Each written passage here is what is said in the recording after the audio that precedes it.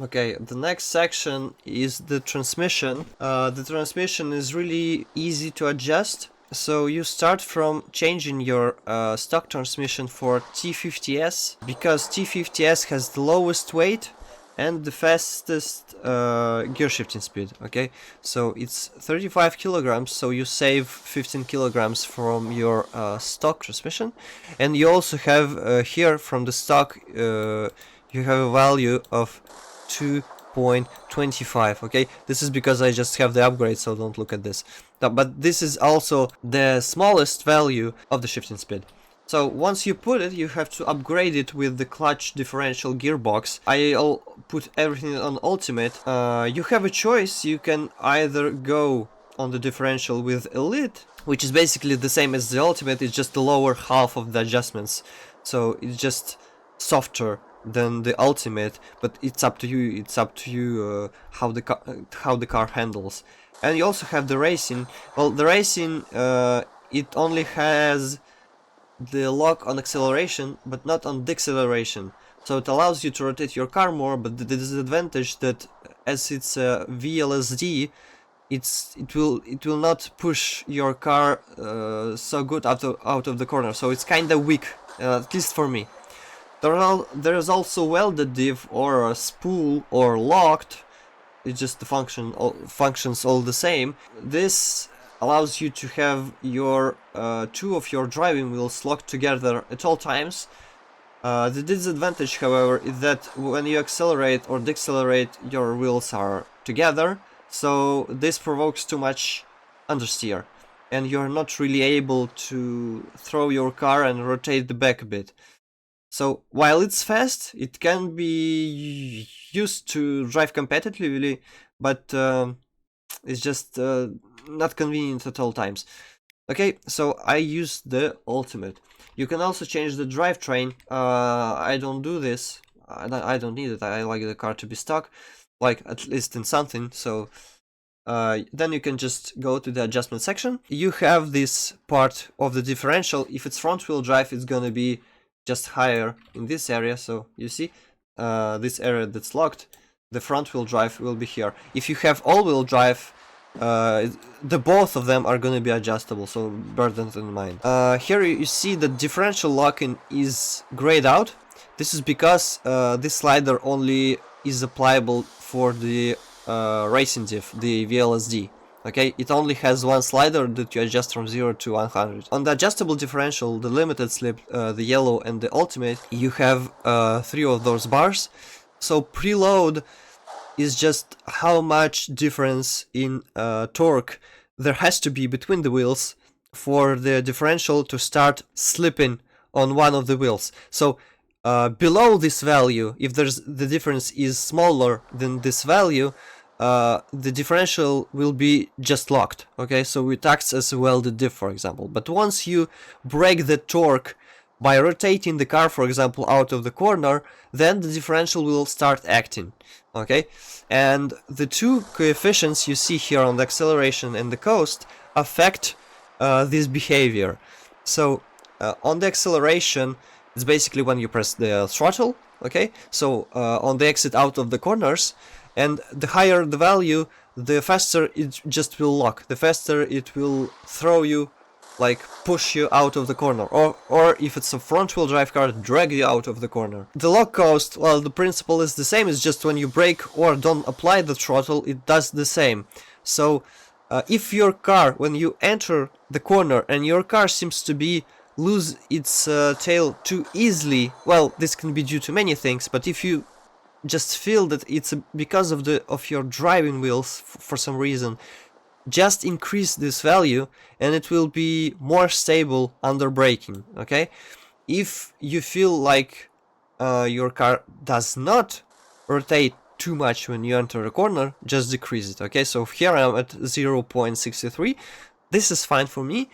There are cars where I put like 0.55. There are cars that I put like a bit less of this, but my sweet spot is just 43, 49, something like this. You don't need this value to be high, because it will just well, provoke too much understeer on the braking. This is just something you have to tweak a bit here and there, but I guess you got the principle, okay?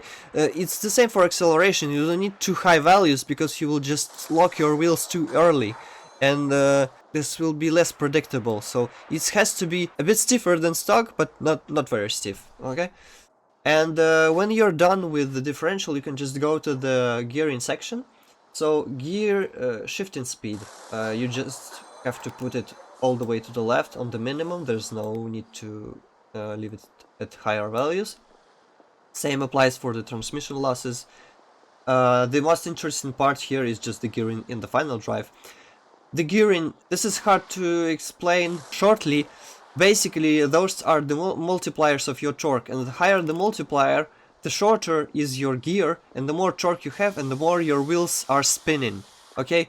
So, if the gear is too long, you would just not have enough torque at the given engine's RPM. But if you have a too shorter gear, you will just constantly spin, and you will lose efficiency in accelerating and driving in general. So those values you see right now from the first to the sixth gear, I got them from Huafe Universal Sequential Rear-Wheel Drive Gearbox.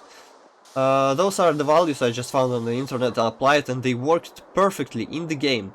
Okay, so you can just use this, for example, or any other transmission you find on the internet, for that matter, any stock values of the production cars, just to give you an idea. Not to start like from the center, for example. But my advice would be, if you really want to adjust it to your car, just listen to your car. Just look how your car behaves when you shift the gears. If the tachometer you see on your screen just drops too low, well, the gear is still on. If it just doesn't drop enough, then your gear is too short. You can easily distinguish it by the sound. It's just the sense of rhythm. So it should be like very rhythmic gear change, like ta ta ta ta. If it's something like ta ta ta ta, you know, like it sounds stupid, but I mean it's just what it is. So when it's rhythmic, it's just changing gears good. So when I put this gearbox, it works really like this. The final drive, don't touch it because our adjustments are not done yet, so we will go into the engine section. So this will change the top speed, the power output, so this parameter will be subject to change. Also bear in mind, as I said about the wheels, the effective diameter, this is what affects them. So for example, let's just put it in the perspective. So here we have a ratio of 361. My max speed is announced to be 290. Okay, this is just an estimate. In reality, it's a bit higher because you use sport fuel instead of the normal one. So if I put, for example, and bear in mind, this affects only driving wheels, okay? Because, well, your transmission is finally connected via the differential to your driving wheels. If you change the diameter of the front wheels, nothing will happen, okay? Your top speed will not change. This is all about the rear wheels. So, for example, let's just say I put this, okay?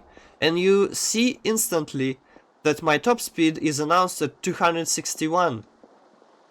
So let's put this, okay?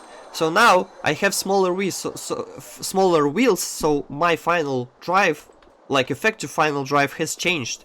So if I want, for example, to compensate for this loss of the top speed, I have to go to the settings of the car, of the adjustments, I mean, of the transmission, and here I need to lower the value, like the multiplier of the final drive. That means that I make the gearing longer.